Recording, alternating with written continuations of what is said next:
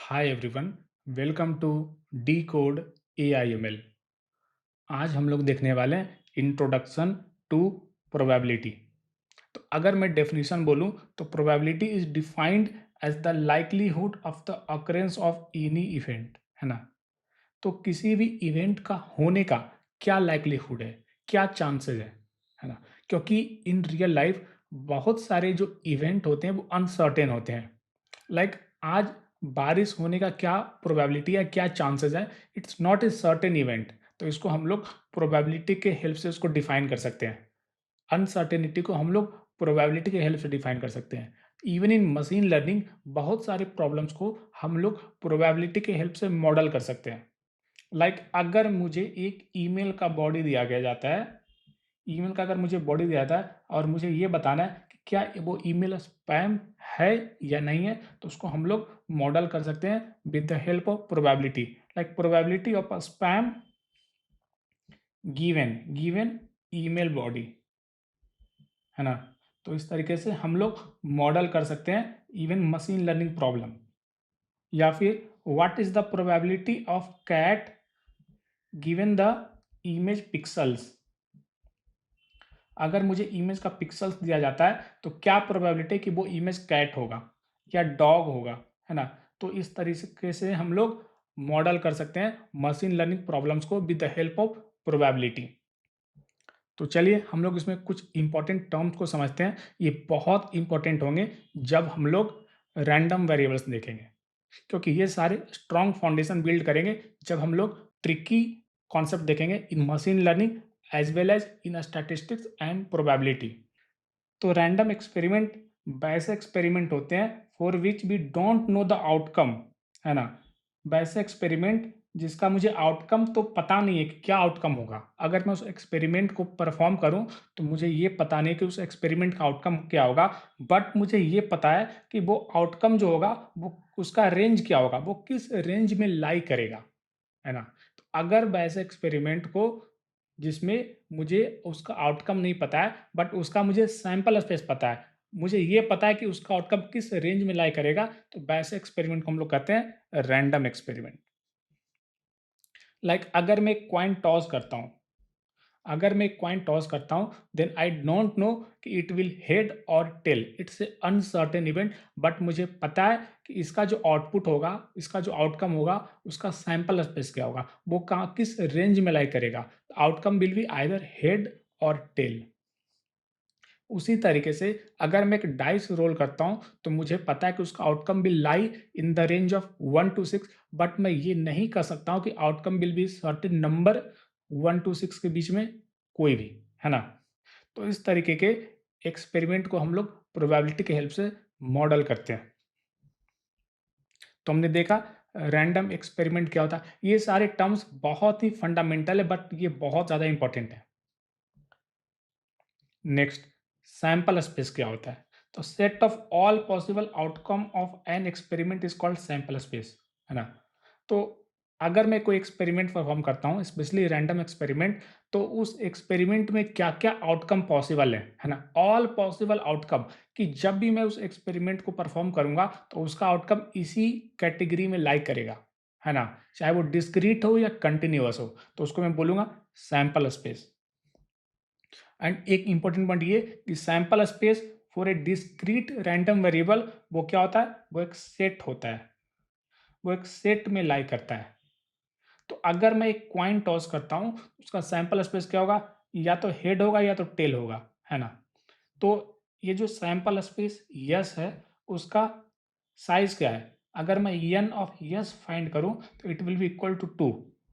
मतलब इस sample space में कितने आइटम्स हैं, तो इट विल बी 2। तो sample space at the and एक सेट है, तो इस सेट का कुछ कार्डिनलिटी होगा, इस सेट में कितने एलिमेंट्स होंगे, that will equal to n of S. तो N of S is equal to 2। उसी तरीके से अगर मैं एक डाइस रोल करता हूं तो N of S is equal to 6, क्योंकि उस सैंपल स्पेस का आउटकम जो होगा इट विल बी आइदर 1 2 3 4 5 और 6। अब मैं एक क्वाइन की जगह पे अगर मैं 2 क्वाइन टॉस करता हूँ, है ना, तो उसका आउटकम क्या-क्या पॉसिबल चांसेस हैं। तो it can be either head head, tail tail, head tail और टेल हेड। है ना? ये सारे पॉसिबल आउटकम्स हैं, तो इसका कार्डिनैलिटी क्या होगा? अगर मैं एन ऑफ एस फाइंड करता हूँ, तो it will be equal to 4। तो ये सारे जो हमने अभी आउटकम देखे, ये सारे जो सैंपल स्पेस देखे, all of the sample space are discrete sample space, क्योंकि सारे वैल्यू एक फिक्स कैटेगरी में लाई करते हैं या fix set of countable values होता है, उसको हम लोग कहते हैं डिस्क्रीट सैंपल स्पेस। अगर हमारा सैंपल स्पेस एक रियल वैल्यूड नंबर होता है, उसको हम लोग कहते हैं continuous sample space. Sample space को हम लोग डोमेन सेट भी कहते हैं, ठीक है, इंपॉर्टेंट पॉइंट। समटाइम्स बी में even have continuous sample space, है ना? अभी हमने जो ऊपर देखा वो डिस्क्रीट सैंपल स्पेस थे, कभी कभी हमारे पास कंटिन्यूअस सैंपल स्पेस भी हो सकते हैं। लाइक अगर मुझे फाइंड करना है कि given A car, what is the life time of that car, है ना? उस कार का लाइफ टाइम क्या हो सकता है?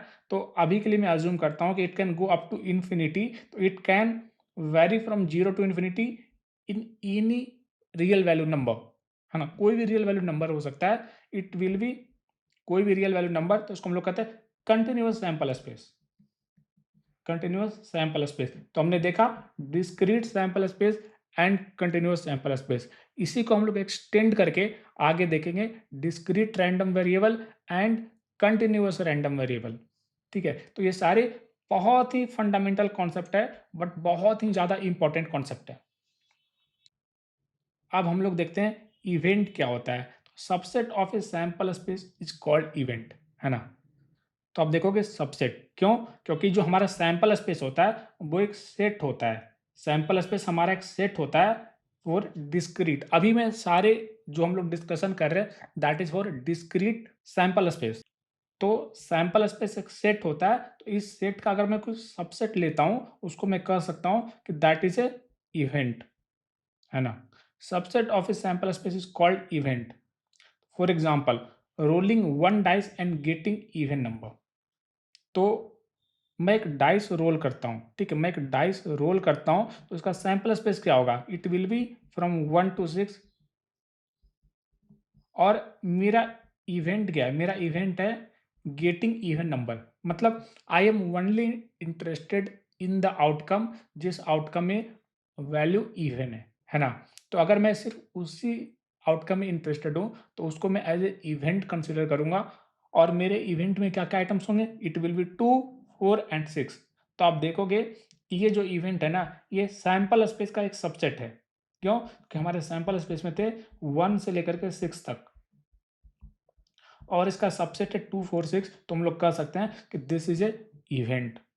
Next, tossing 2 coin and getting exactly one head. तो मेरा रैंडम एक्सपेरिमेंट क्या है? Tossing 2 coin. 2 कॉइन टॉस करना मेरे लिए एक एक्सपेरिमेंट है। एंड मेरा इवेंट क्या है? Getting exactly one head. तो I am only interested in those outcome जहां पे मुझे एग्जैक्टली वन हेड मिलते हैं, है ना? तो क्या क्या होंगे? It will B either head tail और टेल हेड, है ना? तो आप देखोगे कि ये जो इवेंट है ना, it will be a subset of my sample space, क्योंकि मेरे सैंपल स्पेस में क्या क्या होगा? Values head head, tail tail, head tail and tail head. तो both event and sample space are set, है ना?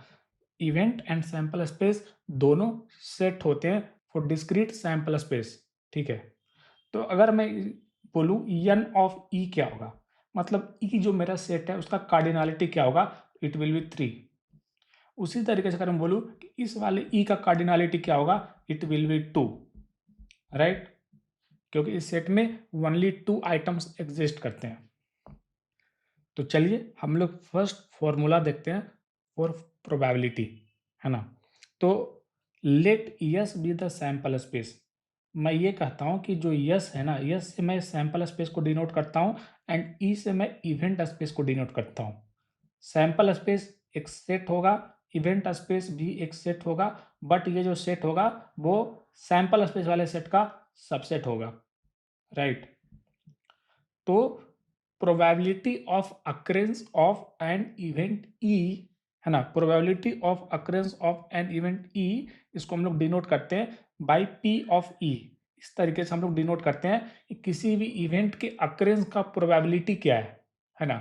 क्योंकि कोई भी इवेंट, अभी जो हमने ऊपर सारे इवेंट देखे वो सारे इवेंट अनसर्टेन है। हम लोग नहीं कह सकते हैं कि अगर मैं कोई एक्सपेरिमेंट रन करता हूँ तो फर्स्ट अटेम्प्ट में ही जो इवेंट मैंने एक्सपेक्ट किया वो इवेंट एज ए आउटकम आएगा, नहीं, ऐसा फिक्स नहीं है। तो हम लोग इसको मॉडल करते हैं विथ प्रोबेबिलिटी। तो probability of occurrence of an event E, what is the likelihood कि ये इवेंट अकर होगा, तो the formula is N E by N S, है ना। तो P of E is equal to N E by N S, ठीक है। यानी का मतलब हुआ कि जो मेरा इवेंट E है उसमें कितने एलिमेंट हैं, और एन एस हुआ कि यस जो मेरा सैंपल स्पेस है उसमें कितने एलिमेंट्स हैं, उसका कार्डिनलिटी क्या क्या है। क्योंकि both E and S are a set, तो उस सेट का हम लोग कार्डिनलिटी फाइंड कर सकते हैं, and this is the formula, ठीक है। इसको हम लोग दूसरे तरीके से, इस तरीके से भी कर सकते हैं कि P of E is equal to number of favourable outcomes, है ना। क्योंकि at the end of the day जो इवेंट होता है, इवेंट को हम लोग कह सकते हैं कि फेवरेबल आउटकम्स, सारे फेवरेबल आउटकम्स के सेट को हम लोग कहते हैं इवेंट, ठीक है। तो number of favourable outcomes by total number of possible outcomes, and total number of possible outcomes के सेट को हम लोग कहते हैं सैंपल स्पेस, है ना।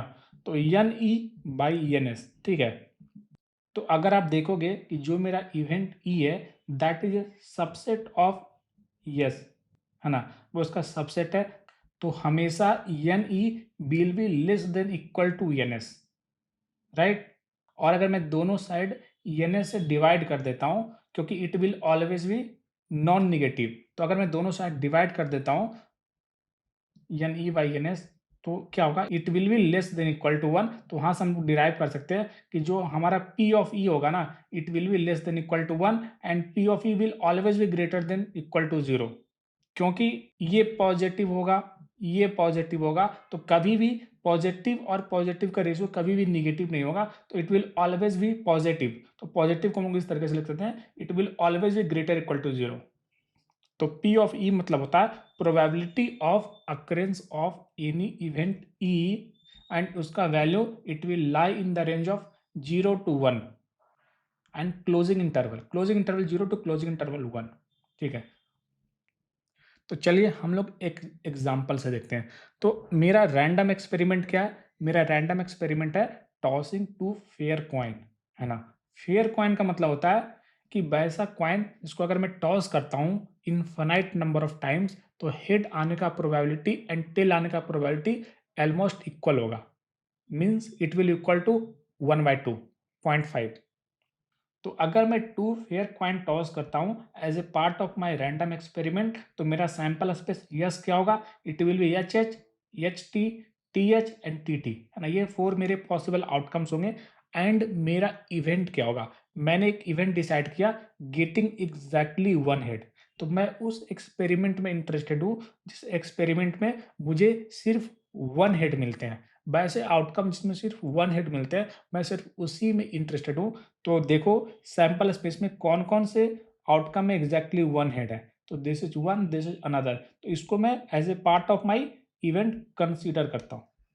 तो अगर आप देखोगे कि ये जो मेरा सैंपल स्पेस है उसका कार्डिनलिटी क्या है, इट इज 4, एंड मेरा जो इवेंट है उसका कार्डिनलिटी क्या है, इट इज 2, एंड मुझे पता है कि probability of occurrence of event E it is equal to N E by N S. यानी 2 है, एन एस 4 है, तो it means it is 0.5, right. Next problem, 3 coins are tossed simultaneously. अभी तक हमने जो एक्सपेरिमेंट किया उसमें हमने 2 कॉइन को टॉस किया, अब हम लोग 3 कॉइन्स को टॉस करते हैं साइमल्टेनियसली। तो मुझे ये बताना है कि what is the probability of getting at least 2 head, है ना। तो मेरा इवेंट क्या है, मैं कौन से आउटकम में इंटरेस्टेड हूँ, मैं उस आउटकम में इंटरेस्टेड हूँ जिसमें मुझे एटलीस्ट 2 हेड्स मिलते हैं। एटलीस्ट 2 हेड मतलब आई कैन हैव 2 हेड और I can have 3 head. 3 head से ज़्यादा हेड नहीं हो सकते हैं क्योंकि आई एम टॉसिंग 3 कॉइन्स। तो अगर मुझे 2 हेड्स मिलेंगे तो 1 क्या मिलेगा, मुझे टेल मिलेगा। अगर मुझे 3 हेड मिलेगा तो मुझे 0 टेल मिलेगा, है ना। तो चलिए हम लोग अपने सैंपल स्पेस एंड अपने इवेंट को डिफाइन करते हैं। तो हमारा सैंपल स्पेस क्या होगा, अगर मैं 3 कॉइन टॉस करूंगा तो मुझे क्या क्या आउटकम्स मिल सकते हैं। तो सबसे पहले मुझे तीनों हेड मिलेंगे, है ना। 2 हेड 1 टेल मिल सकते हैं। अब इसके सारे परमुटेशन देख लो, है ना? सारे परमुटेशन देख लो। अब मुझे 1 हेड मिलेंगे, इसके परमुटेशन देख लो, एंड इन द एंड मुझे 0 हेड मिलेंगे, मतलब 3 टेल्स मिलेंगे। तो मेरा जो सैंपल स्पेस होगा उसका कार्डिनैलिटी 8 होगा, ठीक है? अब मुझे सिर्फ उसी आउटकम में इंटरेस्ट है जिसमें मिनिमम 2 नंबर ऑफ हेड है। तो कौन-कौन से होंगे? अब देखो इसमें 2 हेड, 2 हेड, 2 हेड, 3 हेड, है ना? तो आउट ऑफ 8 मेरे पास 4 ऐसे आउटकम होंगे जिसमें मिनिमम 2 हेड्स होंगे, ठीक है? तो हमने इसको as a part of my event set मैंने इसको कंसिडर किया, एंड मेरा जो इवेंट है उसका कार्डिनलिटी क्या होगा? इट विल बी 4, ठीक है? तो मेरा सैंपल स्पेस का कार्डिनलिटी कितना है? 8 है। मेरा इवेंट का कार्डिनलिटी कितना है? It is 4। तो probability of occurrence of event E it will equal to N E by N S, means 4/8 which is equal to 0.5। Next question. अब मैं क्या करने वाला हूं कि मैं 2 डाइस को साइमल्टेनियसली रोल करूंगा, है ना? मतलब एक साथ मैं 2 डाइस को रोल करूंगा। तो this is my random experiment, ये मेरा रैंडम एक्सपेरिमेंट है। एंड मैं कौन से इवेंट में इंटरेस्टेड हूँ? तो what is the probability of sum of rolled value greater equal to 10, है ना? तो मैं उस आउटकम में इंटरेस्टेड हूँ जिसमें sum of the value it is greater equal to 10, है ना? तो इसको मैं एज ए इवेंट कंसिडर करूंगा और मुझे फाइंड करना है कि what is the probability of occurrence of event T, what are the chances of occurrence of event T. अगर मैं एक पेयर ऑफ डाइस रोल करता हूं कि what is the probability, what are the chances of occurrence of event E, तो मेरे sample space में क्या क्या वैल्यू हो सकते हैं?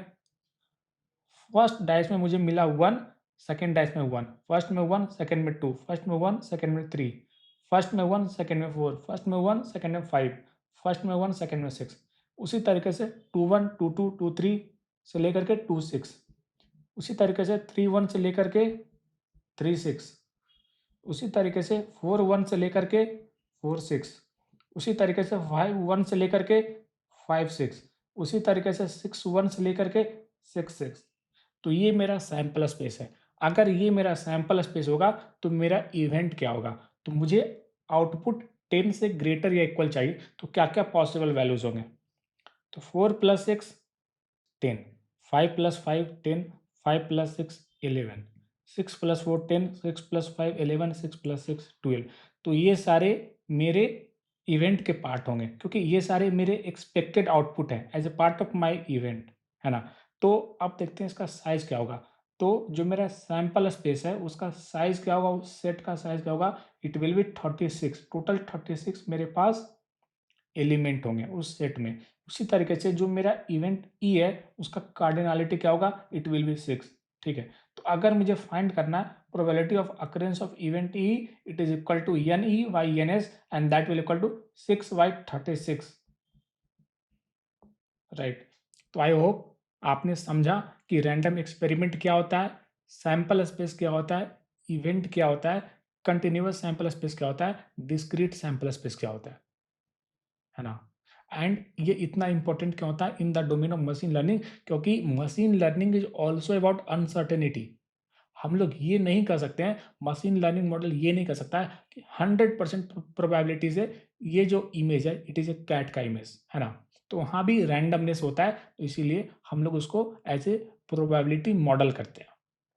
इवन बहुत सारे अल्गोरिथम का मॉडिफाइड वर्जन डायरेक्टली हम लोग मशीन लर्निंग मॉडल को ट्रेन करने में यूज कर सकते हैं। नेक्स्ट लेक्चर में हम लोग प्रोबेबिलिटी के एग्जाम्स को देखने वाले हैं। Till then, bye, happy learning.